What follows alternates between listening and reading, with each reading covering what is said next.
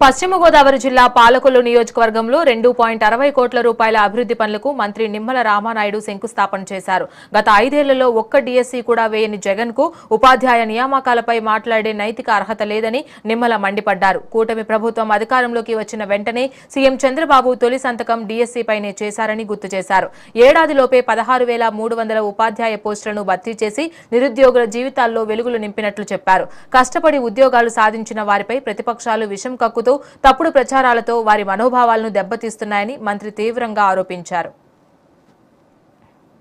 పూర్తికి సెలవు లేదు, సంక్షేమానికి సెలవు లేదు. ప్రతి రోజు, ప్రతి గంట, ప్రతి నిమిషం మా శ్వాస, మా ధ్యాస ఈ నియోజకవర్గ అభివృద్ధి, ఈ నియోజకవర్గ సంక్షేమం. అందుకే ఈ ఒక్క రోజు 2,35 రూపాయలతోటి ఈవేళ గ్రామాల్లో సీసీ రోడ్లు, సీసీ ట్రైన్ల శంకుస్థాపన కార్యక్రమం. ఎన్నికల్లో వచ్చి ముఖం చూపించి వెళ్ళిపోయేటువంటి వ్యక్తులం కాదు. కొంతమంది తెలుసో తెలియక ఎన్నికల్లో వస్తారు, ఓట్లు ఆడడానికి వస్తారు, మళ్ళీ కనిపించారంటారు. నేను ఈ బగ్గేశ్వరం గ్రామం ఈ 20 నెలల్లో నాకు తెలుసుండి 15-20 సార్లు వచ్చాం. ఇక్కడే దగ్గర 4-5 మీటింగ్లు ఇక్కడే పెట్టుకున్నాం. 20 నెలల్లో రకరకాల మీటింగ్లు పెట్టాం. ఇక్కడ 5 మీటింగ్లు పెట్టామంట ఇప్పుడు ఇక్కడికి. ఎంచేత ఇప్పుడేమి ఎన్నికలు లేవు నాకు ఇంకా 3 సంవత్సరాలు ఉన్నాయి ఎన్నికలు. కానీ ఎన్నికల కోసం కాదు, తప్పది.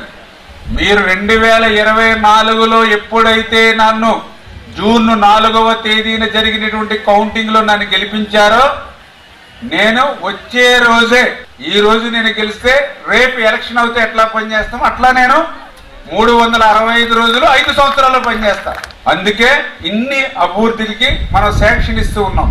నిజంగా ఈ నిధులు లేవు, రాష్ట్రంలో ఇబ్బందులు ఉన్నాయి. ఆర్థిక పరిస్థితి అంతా కూడా కుంటుపడిపోయింది, మొత్తం ఊడ్చుకుని వెళ్ళిపోయింది లాస్ట్ గవర్నమెంట్. అయినా కూడా మనం పనిచేస్తూ ఉన్నాం. అదేవిధంగా చేనేత వర్గాల వారికి కూడా, మగ్గం ఉన్న వాళ్ళందరికీ కూడా 200 యూనిట్లు ఫ్రీ కరెంటు కూడా వాళ్ళకి ఫ్రీగానే ఈ ప్రభుత్వం ఇస్తూ ఉంది. అదేవిధంగా మరి పెద్ద వాళ్ళు ఏవైతే పౌరులు వాళ్ళకి 500 యూనిట్లు ఫ్రీగా ఇస్తూ ఉన్నాం. ఇక్కడ 200 యూనిట్లు. బగ్గేశ్వరంలో ఒకసారి చూడడం, ఎవరు ఉన్నారు ఇక్కడ వచ్చిన వాళ్ళు బిల్లులు. ఎందుకంటే గొడ్డల పార్టీ అన్ని అబద్ధాలు, అసత్యాలు చెప్తుంది రోజు. వాళ్ళకు పత్రిక ఒకటి ఉంది, గొడ్డల పార్టీకి బుద్ధి చెప్పే విధంగా. చాలా సంతోషం.